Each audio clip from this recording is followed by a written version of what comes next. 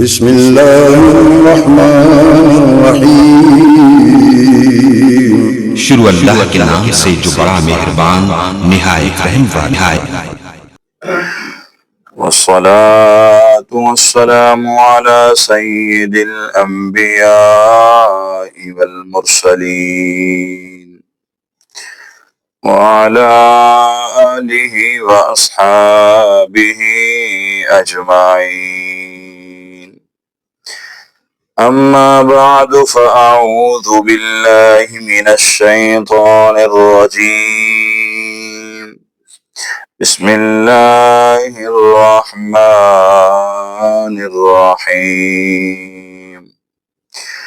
إن الذين كفروا لو أن لهم ما في الأرض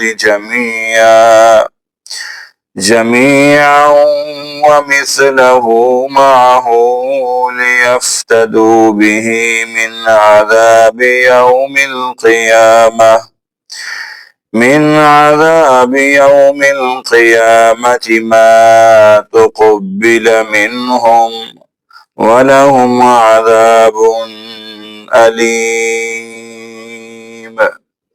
يريدون أن يخرجوا من النار وما هم بخارجين منها ولهم عذاب مقيم۔ إن الله وملائكته يصلون على النبي، يا أيها الذين آمنوا صلوا عليه وسلموا تسليما۔ درود پاک پڑھیے۔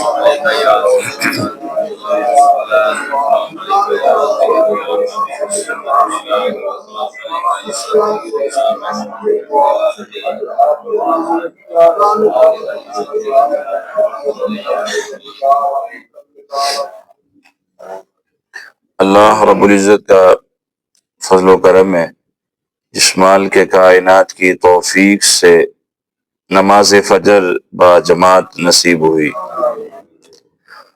آج کے اس درس میں 2 آیات بینات تلاوت کی گئی ہیں، جس میں اللہ رب العزت نے کل میدان محشر کی حسرت کو اور افسوس کو بیان فرمایا ہے۔ ایک وقت انسان پہ ایسا آتا ہے کہ انسان کے پاس سب کچھ موجود ہوتا ہے، یعنی خوشحالی ہوتی ہے، اور خوشحالی کے موقع پہ اب اس کے پاس 2 راستے ہوتے ہیں، ایک اچھائی والا اور ایک برائی والا۔ ویسے آج تک زیادہ تر لوگوں نے خوشحالی کے موسم میں برائی کو ہی پسند کیا ہے۔ آج تک دیکھنے کو یہی مل رہا ہے، الا ماشاء اللہ بہت تھوڑے لوگ ہیں جن کے پاس مال کی فراوانی موجود ہو، وافر مقدار میں مال موجود ہو، اور وہ اللہ کے راستے پہ چل رہا ہو۔ ایسے لوگ دیکھنے کو بہت کم ملتے ہیں، زیادہ تر لوگ عیاش ہو جاتے ہیں آج کے اس دور میں۔ لیکن میں قربان جاؤں، حضور علیہ السلام نے جن لوگوں کی تربیت فرمائی تھی نا، جنہیں صحابہ کہا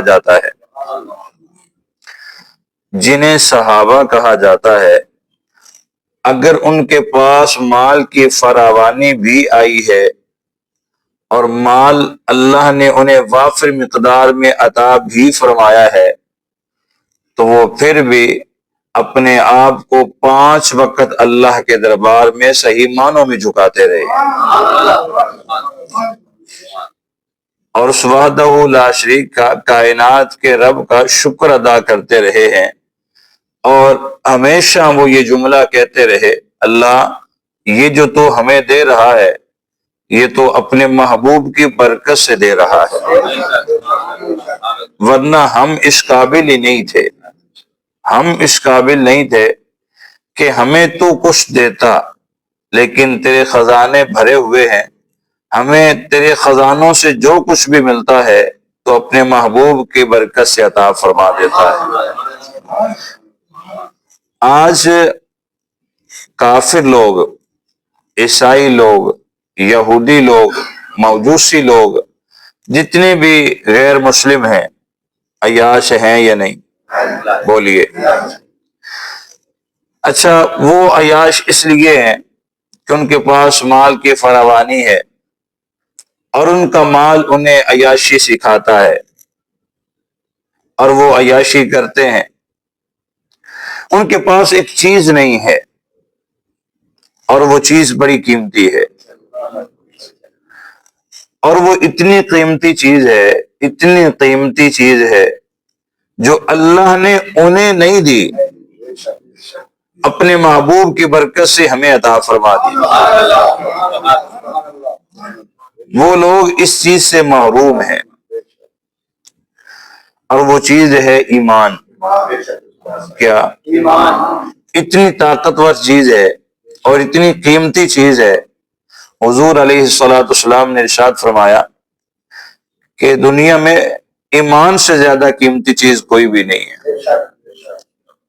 جس کے پاس ایمان موجود ہے اور پھر سلامتی والا ایمان موجود ہے، سلامتی والا ایمان ہے اس کے پاس، وہ شخص اپنے آپ کو منحوس نہ سمجھے، خوش نصیب سمجھے، اس لیے کہ اس کے پاس ایمان والی دولت موجود ہے۔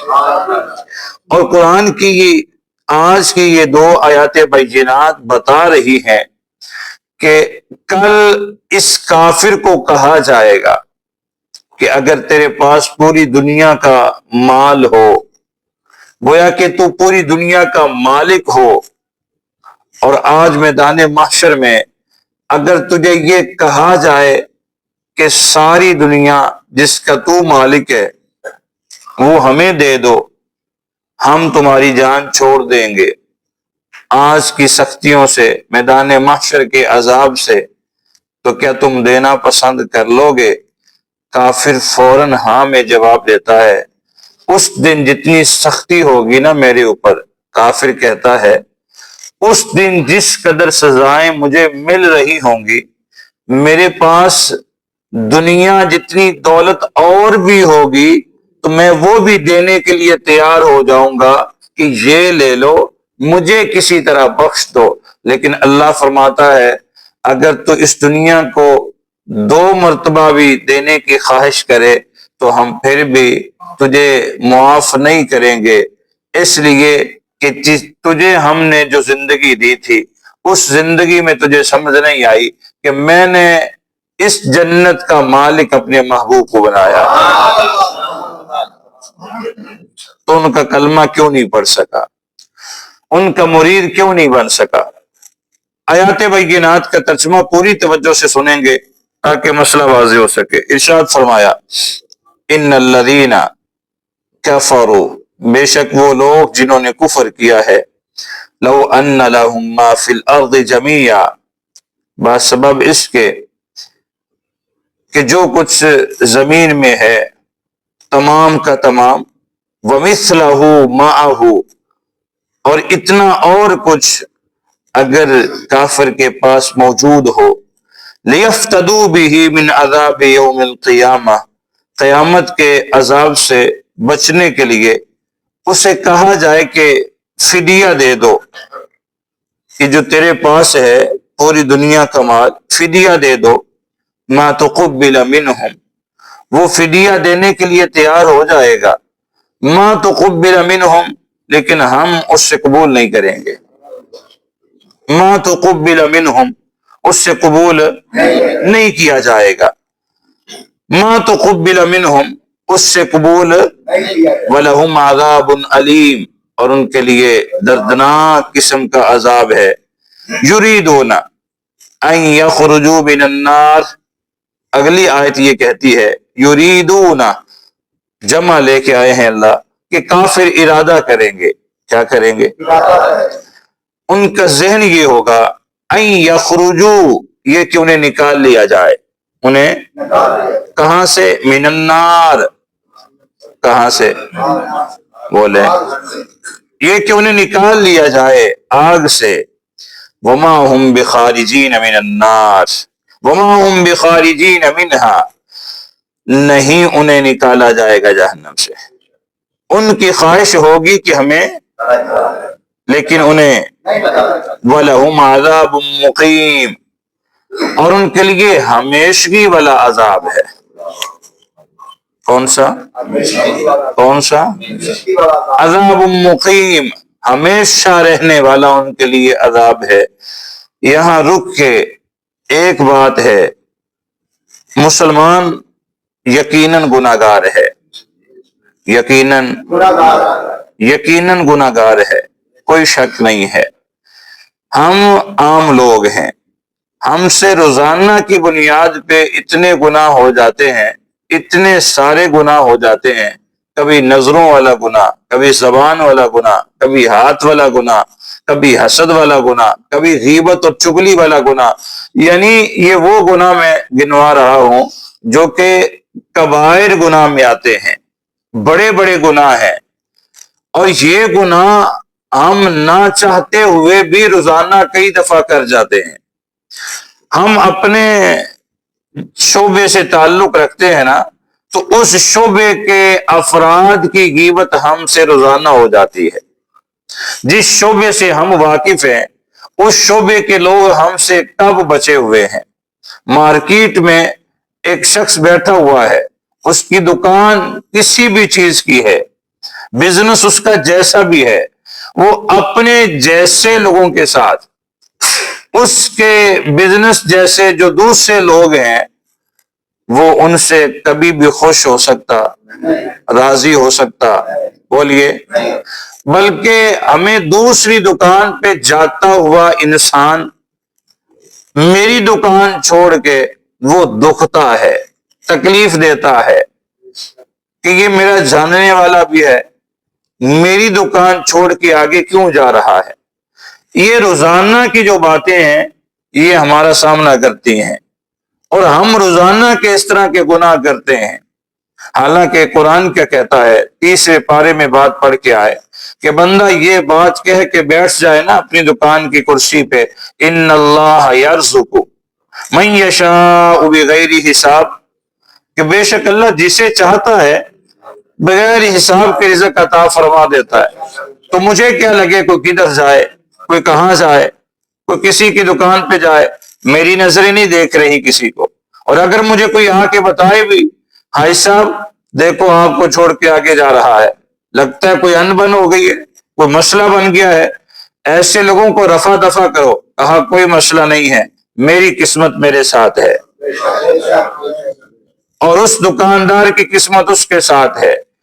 اس کی شاپ پہ اس گاہک کو دکاندار کی قسمت لے کے گئی ہے، اور اگر وہ میرے پاس نہیں آیا تو میری قسمت میں اس کا پیسہ نہیں ہے. لہٰذا مجھے ان چکروں میں پڑنے کی ضرورت نہیں ہے. یہ مفت کا گناہ مجھ سے نہیں خریدا جا سکتا کہ 5 منٹ اب میں اس دکاندار کی غیبت ہی کرتا رہوں، اور 5 منٹ میں اور گاہک کے حوالے سے بات ہی کرتا رہوں. یہ بندہ ہی فراڈیا ہے، یہ دھوکہ ہے، اس دھوکہ دینے والا ہے، اس کو جہاں سے فائدہ ملے ادھر جاتا ہے. نہ، یہ روزانہ کے گناہ جو ہم سے ہوتے ہیں. میں نے کہا نا، مسلمان گناہگار ضرور ہے کہ نہیں؟ مسلمان گناہگار ضرور ہے، لیکن ایک بات مسلمان کو فائدہ دے گی، اور وہ کیا ہے؟ میرے محبوب فرماتے ہیں گناہگاری کے ساتھ ساتھ جو اس کے پاس دولت موجود ہے نا، میرے کلمے والی. تم نے آیات بینات کا ترجمہ اپنے کانوں سے سنا ہے کہ کافر کیا کہہ رہا ہے کہ مجھ سے پوری دنیا لے لو، اور پھر کئی بار وہ دنیا دینے کے لیے تیار ہو چکا ہے. قرآن کہتا ہے کہ ایک کوڑی بھی اپنے پاس رکھنے کے لیے راضی نہیں، کل اپنی جان چھڑانے کے لیے سب کچھ دینے کے لیے تیار ہے، لیکن قبول نہیں کیا جائے گا. اللہ کیا فرماتا ہے؟ نہیں قبول کیا جائے گا۔ لیکن دوسری طرف مسلمان ہے، اس کے پاس گناہوں کے تو ڈھیر ہیں، لیکن ساتھ ساتھ اس کے پاس ایمان کی دولت موجود ہے، ساتھ ساتھ اس کے پاس کلمے کی دولت موجود ہے۔ اب قرآن یہ اشارہ دیتا ہے، احادیث میں میرے محبوب علیہ السلام کا فرمان موجود ہے، گناہ تمہارے وہ دب جائیں گے، دبا دیے جائیں گے، تمہارے گناہ ختم کر دیے جائیں گے، مٹا دیے جائیں گے۔ کس کی برکت سے؟ میرے کلمے کی برکت سے، میرے کلمے کی برکت سے۔ تو انسان کے لیے سب سے بڑی خوش نصیبی۔ اچھا یہاں رک کے میں آپ کو ایک بات اور بھی سمجھا دوں، کبھی کسی بھی مسلمان کو، کسی بھی مومن کو، کسی بھی کلمہ گو کو، چاہے وہ کتنا بھی بڑا عبادت گزار کیوں نہ ہو، اسے کبھی بھی اپنی عبادت پہ تکبر نہیں کرنا، غرور نہیں کرنا، اور کبھی بھول کے بھی کسی دوسرے مسلمان کو جنت کا تانا نہ دے دینا۔ وہ دو بھائی تھے نا، تو ان میں سے ایک عبادت گزار تھا، متقی تھا، پرہیزگار تھا، تو دوسرے بھائی کو وہ نماز کی تلقین کرتا۔ تلقین کرنے کا حکم ہے مجھے اور آپ کو کہ آپ کسی دوسرے کو تلقین کریں، کسی دوسرے کو دعوت فکر دیں، کسی دوسرے کو دین کی طرف لے کے آئیں، بس اتنا ہی حکم ہے، یعنی پیغام پہنچانے کا حکم ہے، کسی پہ زبردستی کرنے کا حکم بول نہیں رہے، سوائے باپ کے کہ وہ اپنی اولاد پہ زبردستی کر سکتا ہے۔ میں اشارہ دے رہا ہوں کہ کون سا شخص زبردستی کسی کو دین کے قریب لا سکتا ہے، وہ کون سا ہے؟ اور باپ کس کو لے کے آئے گا؟ اولاد کو۔ کس کو؟ باپ کے علاوہ کسی دوسرے شخص کو اس چیز کی اجازت، پیغام پہنچانے کی اجازت ہے، پیغام پہنچانے کا حکم ہے۔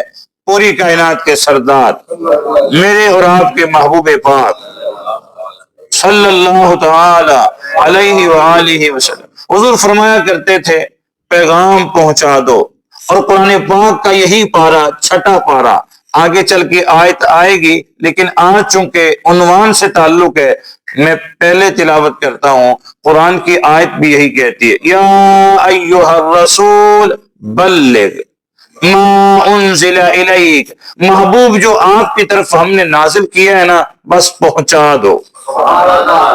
کیا کرو؟ پہنچانا آپ کی ذمہ داری ہے، میرے محبوب آپ پہنچا دیں۔ اور ہم یہ کہتے ہیں کہ پہنچانا ڈیوٹی ہے، منوانا ڈیوٹی، بولیے، پہنچانا ڈیوٹی ہے۔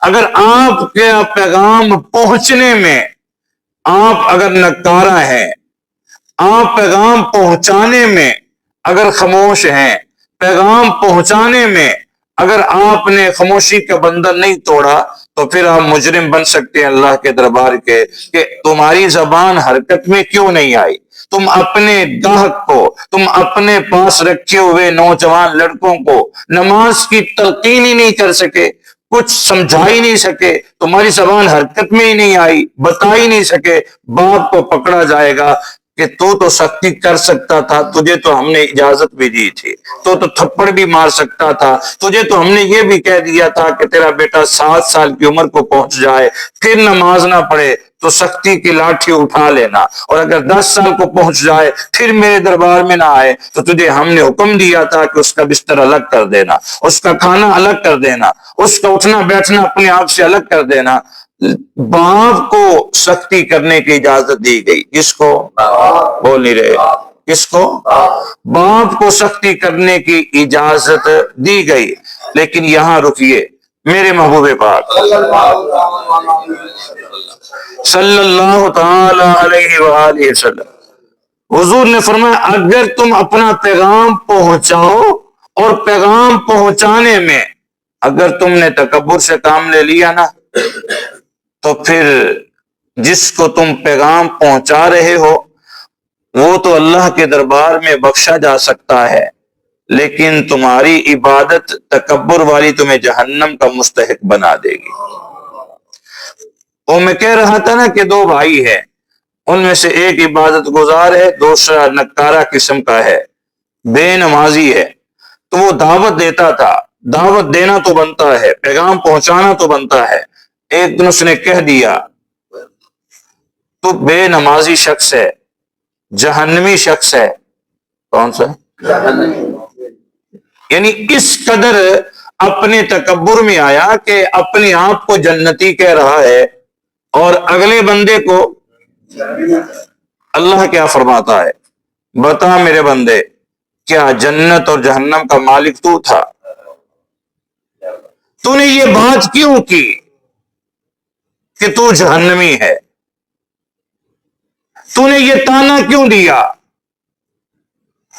عبادت گزار پھنس گیا ہے، اور وہ جس کو جہنمی کہہ رہا تھا اللہ نے اسے جنت کا حقدار بنا دیا ہے۔ عبادت میں کبھی تکبر والا جملہ نہ بول بیٹھنا۔ اور آج کے اس دور میں میں یہی دیکھتا ہوں کہ نمازی ملک پورے کا گلی میں جا رہا ہے اور اسے آگے سے کوئی بے نمازی ملا ہے نا، تو یہ نمازی صاحب سلام لینا بھی گوارا نہیں کرتے، چونکہ وہ اس کے معیار کا نہیں ہے، وہ اس کے اسٹیٹس کا نہیں ہے، وہ اس کی نظروں میں جچتا اور پھبتا نہیں ہے، اس لیے کہ وہ مسجد نہیں آتا۔ حالانکہ سب سے زیادہ پیار خطیب کو کس سے کرنے کا حکم ہے؟ یعنی خطیب میں ہوں، امام میں ہوں، اس وقت میری ڈیوٹی ہے اس مسجد میں، تو خطیب اور امام کو سب سے زیادہ پیار کرنے کا کس شخص سے حکم ہے؟ وہ جو اللہ کے دربار میں نہیں آ رہا، جو 5 وقت مجھے آ کے اپنے چہرے دکھاتے ہیں۔ ٹھیک ہے، تم میرے لیے تو نہیں آئے ہو، تم تو اپنے رب کے لیے آئے ہو، اپنے رب کو راضی کرنے کے لیے آئے ہو، لہذا تمہارے ساتھ تعلق ہو یا نہ ہو، حکم یہ ہے کہ ان سے تعلق رکھو، نکلو ان کے پاس پہنچو۔ یہ ہر بندے کی ڈیوٹی ہے، ہر شخص کی ڈیوٹی ہے، لیکن افسوس کا مقام یہ ہے کہ ہم یہ کام نہیں کر پا رہے، ہم سے یہ نہیں ہو رہا۔ ہم اپنی نماز پڑھ کے اپنے آپ کو ببر شیر کہتے ہیں کہ ہم سے بڑا متقی پرہیزگار کون سا ہے؟ نہیں، ساری چیزیں ایک طرف، لیکن حضور کا فرمان پھر بھی سامنے رکھیے۔ میرے محبوب فرماتے ہیں اتنا کچھ تمہارے اندر موجود ہے، یعنی کمیاں موجود ہیں، کوتاہیاں موجود ہیں، گناہ موجود ہیں، لیکن کمال میرے کلمے کا کتنا ہے کہ تم نے صرف میرا کلمہ پڑھ کے اپنے آپ کو میرا مرید بنایا ہے، میرا غلام بنایا ہے۔ کافر دنیا دینے کے لیے تیار ہے، اللہ چھوڑ نہیں رہا۔ تمہارے پاس گناہ موجود ہیں، ڈھیر سارے موجود ہیں، وہی گناہ جو کافر کے پاس وہی تمہارے پاس۔ جھوٹ وہ بھی بولتا ہے، جھوٹ یہ بھی بولتا ہے۔ آج تو جو امریکہ کا چکر لگا آتا ہے نا، جو کسی یورپی ملک کا چکر لگا آتا ہے نا، وہ ادھر آ کے گیت گانے شروع کر دیتا ہے۔ لو، زندگی تو امریکہ کی، زندگی تو اسرائیل کی، لعنت اللہ علی الکاذبین، لعنت ہے ایسا بولنے والوں پر۔ زندگی تو جو ہے نا وہ برطانیہ کی ہے، زندگی تو ساؤتھ افریقہ کی، پاکستان کی زندگی کیا ہے؟ یعنی لوگ گیت آ کے گاتے ہیں۔ اچھا، بتانا کیا چاہتے ہیں؟ کہتے لو جی مارکیٹ گئے ہیں نا، غور کرنا، آخری بات کر رہا ہوں، سایہ نہ کرنا، مارکیٹ گئے ہیں نا امریکہ کی، ساؤتھ افریقہ کی، تو وہاں 1 نمبر چیز پڑی ہوئی ہے، وہاں 2 نمبر چیز سوال ہی نہیں پیدا ہوتا، وہاں خود اپنے ہاتھ سے اٹھاؤ اور بل پے کرو، وہاں چیز لے کے واپس آ جاؤ، کوئی شور شرابہ نہیں، کوئی جھوٹ نہیں، کوئی دغا بازی نہیں۔ کافر کی تعریف کر رہا ہے، مسلمان ہو کے تعریف کس کی کر رہا ہے؟ کافر کی تعریف کر رہا ہے۔ لیکن اسی مسلمان سے سکے بھائی کی تعریف نہیں ہو سکتی، اسی مسلمان سے سکی ماں کی تعریف نہیں ہو سکتی، اسی مسلمان سے سکے باپ کی تعریف نہیں ہو سکتی۔ اچھا، مسلمان کو یہ جھوٹا کہہ رہا ہے، کافر کو سچا کہہ رہا ہے، کافر کے کام کو صحیح کہہ رہا ہے، مسلمان کے کام کو ناجائز کہہ رہا ہے۔ ٹھیک ہے، جو تیری نظروں نے دیکھا، تو نے مسلمان کو فراڈ کرتے ہوئے دیکھا، تو نے بیان کر دیا، تو نے کافر کو جھوٹ کے بدلے سچ بولتے ہوئے دیکھا، تو نے اس کا سچ بیان کر دیا، لیکن اس کا سچ آج تجھے نظر تو آ رہا ہے، کل اسے بچا نہیں سکے گا، اس لیے کہ سچ بچانے والی چیز نہیں ہے، اس لیے کہ مسلمان کو جو جھوٹ بولنے والی چیز ہے نا، جھوٹ بولنے والی، یہ مسلمان کے کھاتے میں ضرور ہے بری نہیں ہونی چاہیے، لیکن پھر بھی ایک جملہ رکھ لے اپنے ذہن میں، اور اس جملے کو رکھ کے اپنے آپ کو خوش نصیب سمجھ۔ کافر جو آج تجھے سچا نظر آ رہا ہے، کل پوری دنیا دے کے نہیں چھوٹ پا رہا، لیکن مسلمان جو تیری نظروں میں گناہ گار ہے نا، اس کے اندر ایک چیز موجود ہے، اور وہ ہے ایمان، وہ ہے کلمہ۔ میرے محبوب فرماتے ہیں لو سارے گناہ ایک طرف رون دیے جائیں گے اور میرے کلمے کی وجہ سے اسے جنت کا داخلہ عطا فرما۔ 4 دن تو نے باہر کے ملک کے چکر لگائے، تو نے گیت ہی گانے شروع کر دیے، اگر تیری نظروں میں وہ اتنے اچھے تھے تو کلمہ کیوں نہیں پڑھ لیتے؟ سچ اتنا قیمتی نہیں ہے جتنا قیمتی کلمہ تھا،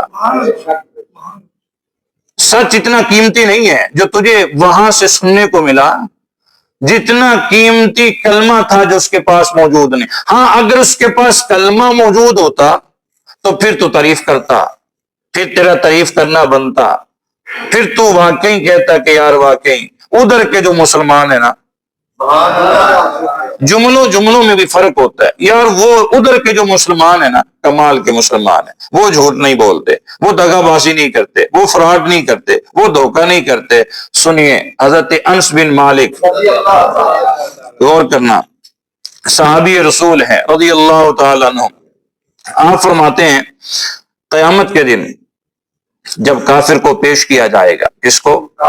بولیے، کافر کو جب پیش کیا جائے گا نا تو اس سے کہا جائے گا اگر تیرے پاس اتنا سونا ہو کہ اس سونے سے یہ روئے زمین بھر جائے، کس کو کہا جائے گا؟ کافر کو۔ تیرے پاس اتنا سونا ہو، توجہ کریں، کہ روئے زمین ساری بھر جائے، اور پھر تجھے یہ کہا جائے کہ اپنی جان کے بدلے یہ سارا سونا ہمیں فدیے کے طور پہ دے دے، تو کیا تو دے دے گا؟ کافر فوراً ہاں میں جواب دیتا ہے۔ یہ پوری کائنات کے سردار فرما رہے ہیں، کافر کہیں گا ہاں لے لو مجھ سے۔ آج اسی دولت سے پیار ہے، محبت ہے، آج انسان مال کرتا ہے، بلکہ آج شکر کے کلمے تو ویسے ہی مسلمان کی زبان پہ ختم ہو رہے ہیں، تو کافر نے تو بولنے بھی کیا تھے، وہ تو پہلے ہی کافر ہے۔ مسلمان کو حکم تھا کہ تجھے سوکھی ملے، گیلی ملے، تھوڑی ملے، زیادہ ملے، پوری ملے، کم ملے، تیری زبان پہ شکر کا کلمہ ختم نہیں ہونا چاہیے۔ اچھا، شکر ایک معنی شکر کا یہ بھی ہے کہ بندہ فل رجا ہوا ہو، مال کی ریل پیل ہو تو تب بندہ شکر کرے۔ یہ شکر اتنا قیمتی نہیں ہے، غور کرنا، یہ شکر اتنا قیمتی نہیں ہے۔ شکر کتنا قیمتی ہے؟ کاروبار بھی نہ ہو، کام بھی نہ ہو، بچے بھی منہ کی طرف دیکھ رہے ہوں باپ کے، روزانہ خرچی کے لیے ترس رہے ہوں، اور بچے روزانہ اپنے ابو کے کاروبار کی وجہ سے دعا بھی کرتے ہوں، اور بندہ روزانہ یوں فارغ پھر رہا ہو بغیر کسی کاروبار کے، اور کوئی اوپر سے آ کے میرے جیسا پوچھ لے جناب کیسی زندگی گزر رہی ہے، حالانکہ کاروبار کوئی نہیں، بزنس کوئی نہیں، پیسہ کوئی نہیں، بچے خرچی کو ترس رہے ہیں، بندہ منہ بھر کے چہرے پہ مسکراہٹ لا کے کہے الحمدللہ سونی گزر رہی ہے، میں اپنے رب پہ میں خوش ہوں، اپنے رب پہ بڑا راضی ہوں، وہ مجھے جس حال میں رکھے، یعنی اپنا رونا دھونا میرے سامنے، یہ آپ کے سامنے پیش نہ کرے، چھپ کے اپنے رب کے دربار میں جتنا چاہے رو لے۔ اللہ فرماتا ہے لوگوں کے سامنے رونا کام نہیں آئے گا، میرے سامنے رونا اتنا کام آئے گا تجھے پتہ ہی نہیں چلے گا ہم کہاں سے رزق عطا کر دیں گے۔ یہ جو شکر ہے نا، یہ شکر کہ لوگوں کے نظروں میں بندہ اس طرح جچے، اس طرح پھبے، اور اس طرح لوگوں کا سامنا کرے کہ میرے پاس پوری دنیا موجود ہے، مجھے کوئی پریشانی نہیں ہے، اور اپنے رب کو چھپ کے کہے اللہ اب تو کچھ بھی نہیں ہے، بچے خرچی کو ترس گئے۔ یہ شکر سب سے قیمتی شکر ہے، یہ شکر سب سے قیمتی شکر ہے۔ اور کسی نے کہا تھا نا کہ وہ بندہ رونا رو رہا تھا رزق کا، رونا رو رہا تھا کاروبار کا، رونا رو رہا تھا کہ پلے کچھ نہیں رہا، تو سمجھانے والے نے اتنا سمجھایا کہ مجھے یہ بتاؤ کہ جسم میں کوئی بیماری تو نہیں ہے، وجود میں کوئی بیماری تو نہیں ہے، صحیح سلامت ہونا؟ اس نے کہا ہاں اس حوالے سے تو کوئی پریشانی نہیں ہے۔ کہا اللہ کا شکر ادا کرو کہ اس نے صرف رزق ہی واپس لیا ہے، اگر وہ جسم کے صحیح سلامت اعضاء واپس لے لیتا تو پھر تو کیا کرتا، پھر کیا کرتا؟ اگر اس نے جسم کی اعضاء صحیح سلامت دیے، ڈیمیج نہیں ہوئے، تو پھر اللہ کا شکر ادا کر، انہی جسم کے صحیح سلامت اعضاء پہ آج سے اللہ کا شکر ادا کرنا شروع کر دو۔ اللہ گردے ٹھیک، پھیپھڑے ٹھیک، میرا بلڈ پریشر ٹھیک، میری شوگر ٹھیک، میرا جسم ٹھیک، بندہ شکر ادا کرے نا، اللہ فرماتا ہے لَإِن شَكَرْتُمْ 13واں پارہ ہے، لَأَزِيدَنَّكُمْ، اگر تم میرا شکر ادا کرتے رہو گے تو میں تمہیں اتنا اور زیادہ عطا کرتا رہوں گا۔ حضرت انس کہتے ہیں کہ وہ کافر سب کچھ دینے کے لیے تیار ہو جائے گا، لیکن قرآن کی آیت سن چکے ہو، اللہ کیا فرماتا ہے؟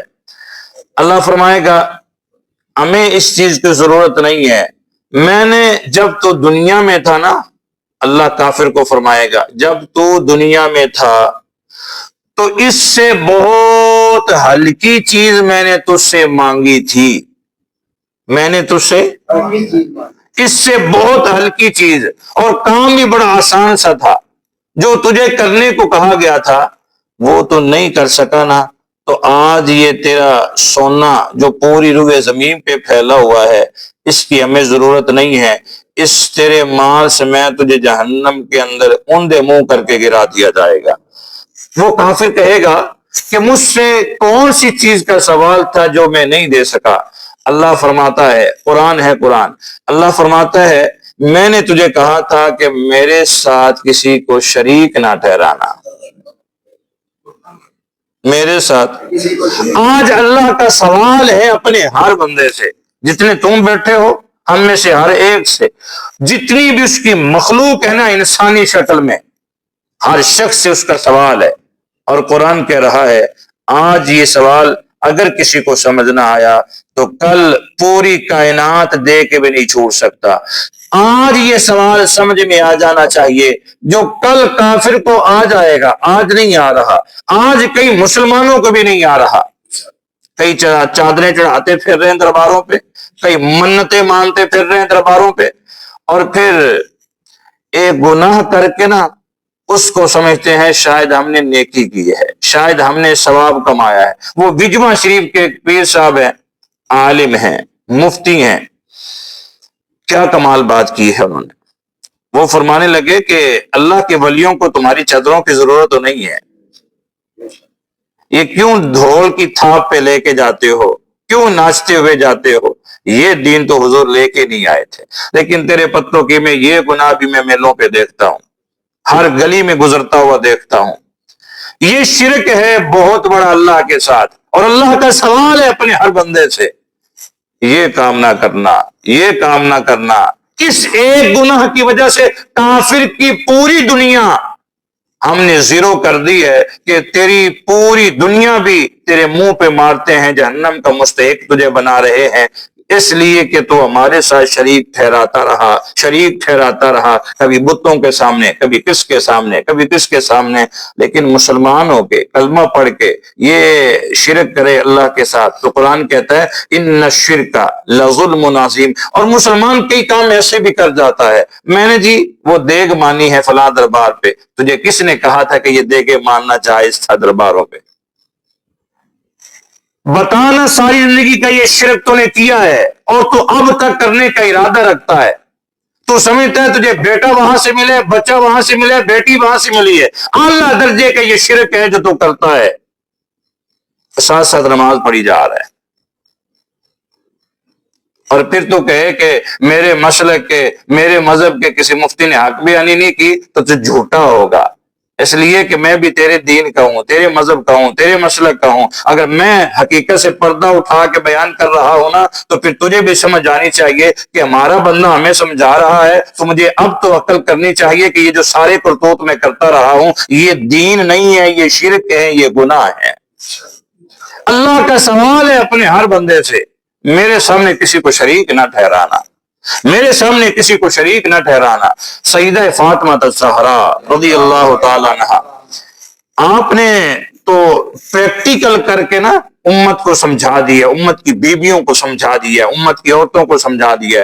اگر تمہیں منت ماننی بھی پڑے، اگر تمہیں منت، تو پھر تم نے منت کس چیز کی ماننی ہے؟ اس چیز کی کہ جو تمہیں کر کے دکھایا جا رہا ہے پریکٹیکل۔ حضرت سیدنا مولا کائنات رضی اللہ تعالیٰ عنہ، پوری کائنات قربان ہو جائے حضرت مولا کائنات پہ۔ حضرت مولا کائنات اور پوری کائنات میں سب سے قیمتی بی بی سیدہ فاطمہ، میرے محبوب کے لگتے جگر، دونوں حضور کے دربار میں جا رہے ہیں مسئلہ پوچھنے کے لیے، ورنہ اس وقت انبیاء کے مزار موجود تھے کہ نہیں؟ بول کیوں نہیں رہے آپ؟ انبیاء کے دربار وہاں نہیں گئے، وہاں جا کے منتیں نہیں مانی، حضور سے سوال کیا ہے، اللہ کے پیارے محبوب بچے بیمار ہیں، بچے بیمار ہیں، ٹھیک نہیں ہو رہے، تو ہم منت ماننا چاہتے ہیں۔ حضور نے فرمایا پھر روزوں کی منت مانو۔ کس چیز کی؟ یہ تھی وہ منت جو کہ ماننی چاہیے تھی۔ بتا زندگی میں کبھی تو نے روزوں کی منت مانی ہو جو سیدہ نے مانی ہے، جو مولا کائنات نے مانی ہے، جس منت کے بارے میں اللہ کے رسول حکم فرما رہے؟ تو چادر چڑھانے کی منت مان۔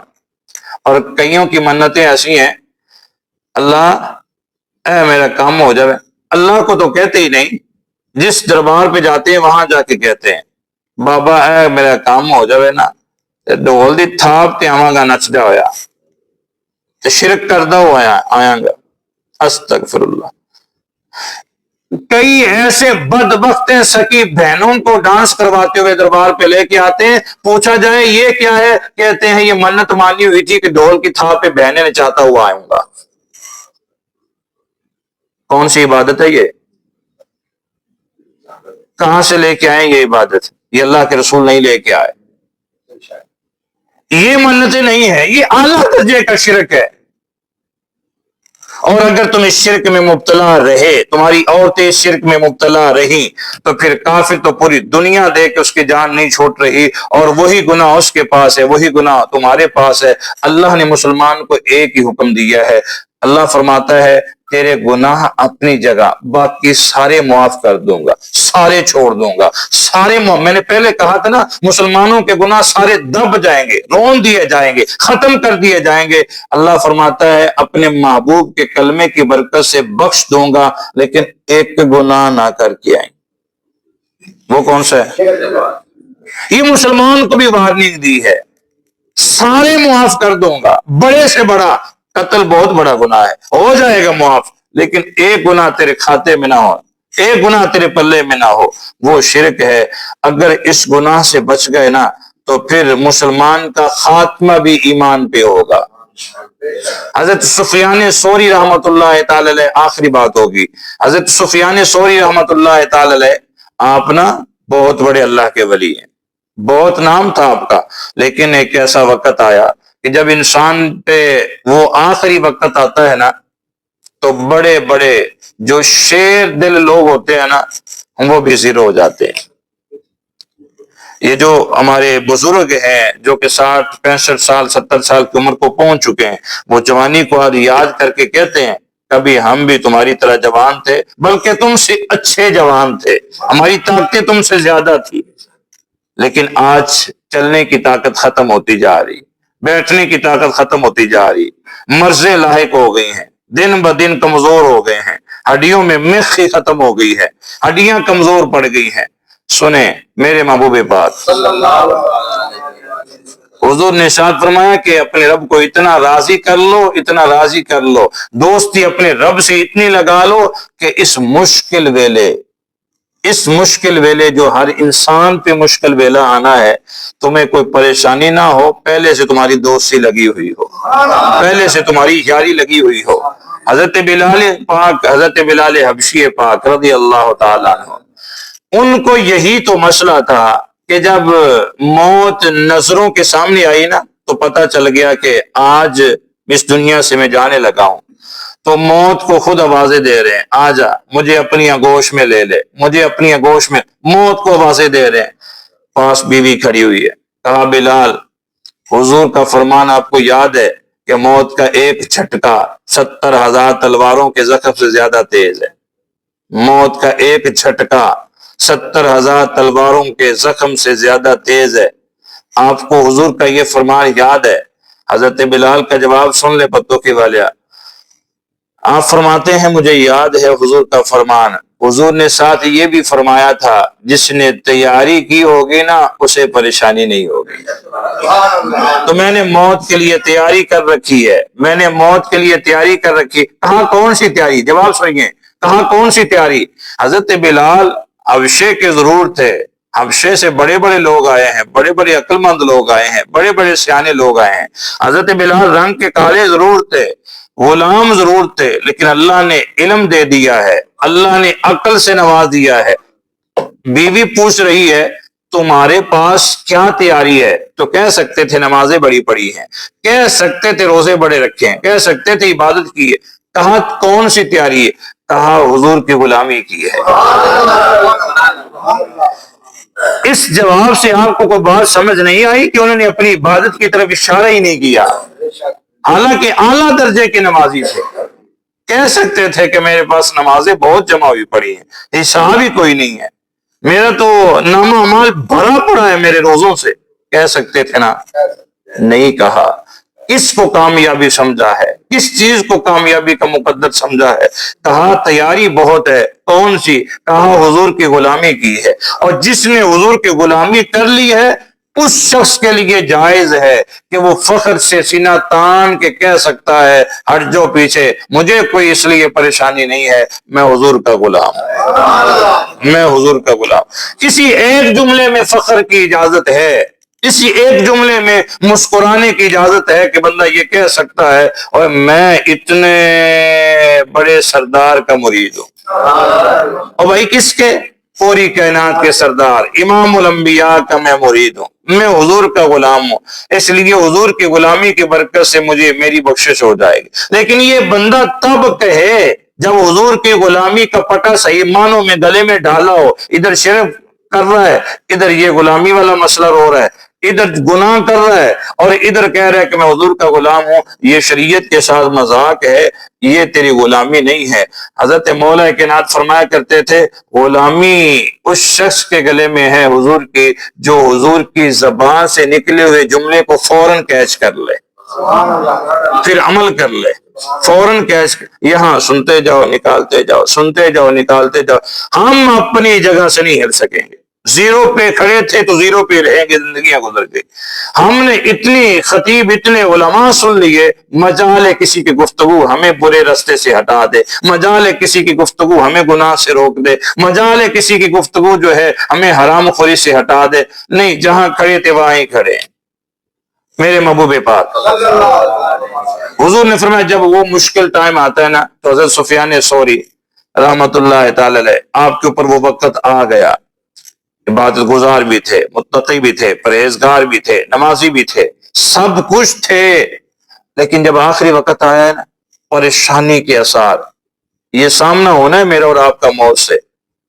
सुन ले कि इतना बड़ा मुहद्दिस, इतना बड़ा पायक अल्लाह का वली किस तरह परेशान हो रहा है, किस तरह परेशान हो रहा है। इस्तरारी हालत है, इस्तरारी हालत कहते हैं परेशानी की हालत को। लोग कहते हैं हजरत आपको तो परेशानी की जरूरत ही नहीं है, बड़ी नमाजें आपके पास, बड़े रोजे आपके पास, आला दर्जे की इबादत आपके पास है, आपके मुरीदीन हजारों में हैं, इस कदर आप अल्लाह के करीब है। कहा ये सारी बातें अपनी जगह पे है, सारी बातें अपनी जगह पे है, लेकिन अगर मुझे कोई आके बता दे कि तेरा खात्मा ईमान पे होगा तुझे मुबारक हो।